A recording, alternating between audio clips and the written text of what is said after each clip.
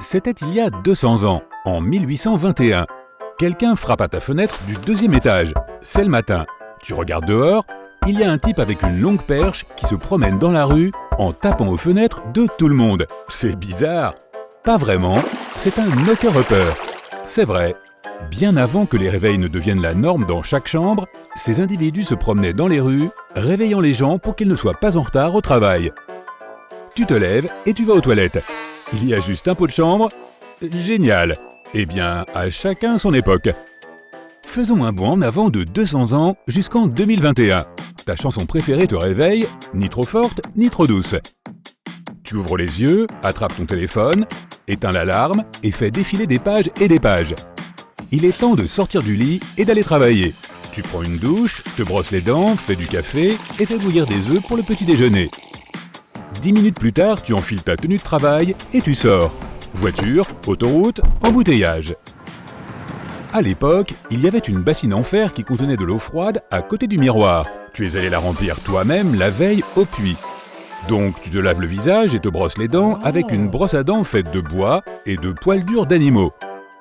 Ton dentifrice est constitué d'une poudre faite de briques pilées, de charbon de bois et de sel. Les gens de cette époque avaient-ils une très mauvaise hygiène dentaire ? En fait, pas autant qu'on pourrait le croire. Ils mangeaient des aliments non transformés comme le blé, le riz, les légumes et les fruits frais. Ce type d'alimentation naturelle et saine est assez facile pour les dents, sans conservateurs, sans produits chimiques supplémentaires. Les gens mangeaient surtout des aliments contenant des vitamines qui rendaient leurs dents plus fortes et plus résistantes aux caries. Les gens riches, par contre, n'étaient pas si chanceux. À l'époque, le sucre était un produit d'élite, et les riches n'en avaient jamais assez. Les confiseurs inventaient constamment de nouvelles friandises et sucreries pour eux. Et bien sûr, tout ce sucre détruisait leurs dents. Et ce n'était pas comme s'ils pouvaient simplement se rendre chez le dentiste du coin. Le dentiste du quartier pouvait être le barbier local, ou même le forgeron. La principale méthode de traitement dentaire était simple, extraire, extraire, extraire. Et tu commences à parler comme ça.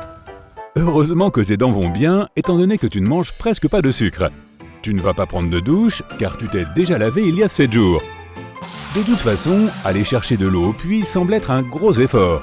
Tu allumes un feu et tu poses ta plaque d'argile directement sur les braises pour te faire cuire une sorte de tortilla de maïs. Puis tu l'avales avec un verre de lait chaud, bien sûr. Tu n'as pas de frigo, personne n'en a d'ailleurs. Une grenouille nage dans ton tonneau de lait. Tu as eu cette astuce par un voyageur bizarre que tu as rencontré l'autre jour. La peau de la grenouille sécrète une substance spéciale qui empêche les microbes d'entrer en contact avec elle, ce qui évite que le lait ne tourne. Tu n'as que 2 tenues, alors tu t'en sors plutôt bien dans la vie. L'une d'elles est chez le tailleur en ce moment. Ton costume préféré, celui que tu as lavé à la lessive dans la rivière hier, est sec et prêt. Tu l'enfiles. Oh là là, un autre trou dans ta chemise. Ces mythes mangeraient vraiment n'importe quoi. Tu sors, les routes sont sales et l'odeur est intense. Les gens déversent des pots de liquide dans la rue. Dans quelques décennies, chaque maison sera reliée à un système d'approvisionnement en eau. Ouf! Le progrès. Tu attrapes une calèche, tu donnes quelques pièces au cocher et tu montes dedans. Aujourd'hui, tu avances comme une tortue sur l'autoroute. C'est horrible. Il y a des centaines d'autres voitures et la chaleur est terrible. Tu allumes la radio satellite, il y a peut-être quelque chose d'intéressant qui se passe. Génial! Le dernier rover de la NASA vient de prendre de nouvelles photos de Mars.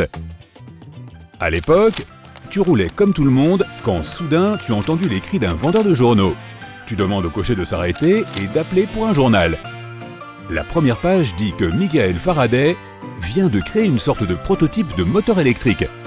Tu n'as aucune idée de ce que cela signifie, alors tu passes à la page suivante. L'embouteillage est enfin terminé. La douce voix de ton application de conduite te dit que tu arriveras à destination dans quelques minutes. Le conducteur ne se souvient pas exactement comment se rendre là où il faut. Alors il s'arrête souvent pour demander son chemin aux passants. Tu arrives au bureau, tu t'assois à la table, tu ouvres ton ordinateur portable et tu envoies quelques courriels rapides. Tu es enfin arrivé à ton travail, la plus grande usine de tissage de la ville. Tu passes devant des rangées de machines où les ouvriers cousent des vêtements. Tu entres dans ton bureau et tu fermes la porte derrière toi. Le premier stylo à billes ne verra pas le jour avant quelques décennies. Alors tu prends ton fidèle stylo à plume. Tu lis quelques lettres et tu notes des informations dans ton journal. Pause déjeuner. Tes collègues et toi commandez à l'avance un déjeuner spécial bureau et vous l'avalez dans la salle de repos.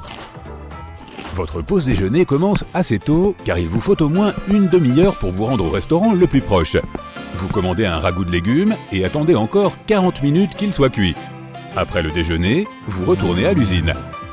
Au moment où tu ranges tes affaires, tu reçois le meilleur texto de la journée. Ton ami organise une fête ce soir. Tu réponds à l'invitation avec un tas d'émojis. Tu sors en courant du bâtiment et tu rentres chez toi pour te doucher et te changer. Ta main devient raide à force d'écrire. Tu as rempli une quarantaine de feuilles de rapport comptable. Un jeune homme s'approche et te tend une enveloppe. C'est pour vous, monsieur, de la part de monsieur Harper. L'homme s'en va et tu ouvres la lettre. Envoyée par coursier, quelle fantaisie! C'est de la part de votre plus vieil ami. Il organise une fête chez lui, tout le monde va s'asseoir et écouter sa nièce jouer de la musique. Une soirée amusante, de la musique, la compagnie de personnes intelligentes, sympa. Tu rentres à la maison, tu te douches et tu mets ta tenue la plus élégante sans être trop sophistiqué. Tu es prêt, tu sors ton téléphone et tu commandes une voiture. 15 minutes plus tard, tu t'arrêtes devant une petite maison. Tu entends de la musique, des gens qui discutent, cette fête a du potentiel. Tu quittes l'usine, tu montes dans une autre voiture et tu te rends chez ton ami. Avant cela, tu passes chez le tailleur, tu récupères ton autre costume et tu lui demandes de réparer le trou dans ta chemise. Le carrosse s'arrête devant un domaine grandiose. Il y a déjà plusieurs autres carrosses alignés devant l'énorme portail en fer. Des dames dans de magnifiques robes et des messieurs en queue de pie et chapeau haute forme en descendent. Tout le monde emprunte le chemin boueux qui mène à l'entrée principale. Cette fête est incroyable. La piste de danse est déchaînée et on ne voit que des bras qui s'agitent dans les airs. Tu reconnais la DJ que tu as vue sur ton fil Instagram. Elle vient encore de sortir un nouvel album. Tu commences à t'y mettre, à danser, à bouger, à sauter les bras en l'air. Il commence à faire un peu chaud ici. Tu te diriges vers la cuisine pour trouver quelque chose de frais à boire. Ça doit être l'une des meilleures fêtes de ta vie. Une ravissante dame commence par une mélodie saisissante sur le pianoforte. C'est la sonate numéro 31 de Beethoven, son dernier grand succès. Tu t'assieds sur un luxueux canapé avec les autres invités et tu profites de la musique. Les gens applaudissent et se réjouissent pendant le morceau et se déchaînent. C'est vrai, que faire d'autre quand tu écoutes du Beethoven? Yeah! Tu te mets en mode headbanging et tu sautes au rythme de la musique avec tout le monde. La basse fait vibrer le sol, les murs, Dès que le concert est terminé, l'hôte invite tout le monde dans une autre pièce pour un énorme buffet. Homards, fruits, légumes cuits au four, pain frais et chaud, brioches, caviar rouge et noir. Tu essaies de rester cool, mais tu t'empiffres jusqu'à ce que tu sentes que tu vas exploser. On frappe à la porte et une énorme livraison de pizza, de frites et de soda arrive. Génial! La soirée est presque terminée. Tu bavardes un peu, tu danses une valse, tu bois du thé et tu avales un peu plus de ce dessert aux fruits. Puis, il est temps de partir. Tu marches dans les rues boueuses jusqu'à ce qu'un carrosse te laisse monter. Avant de te coucher, tu enfiles tes vêtements de nuit, tu te laves le visage et tu allumes un feu pour te réchauffer. Tu fermes les yeux, tu te trouves dans un étrange cauchemar. Une sorte de pièce sombre entourée de personnes étranges. Il y a une sorte de bruit bizarre qui vient de partout.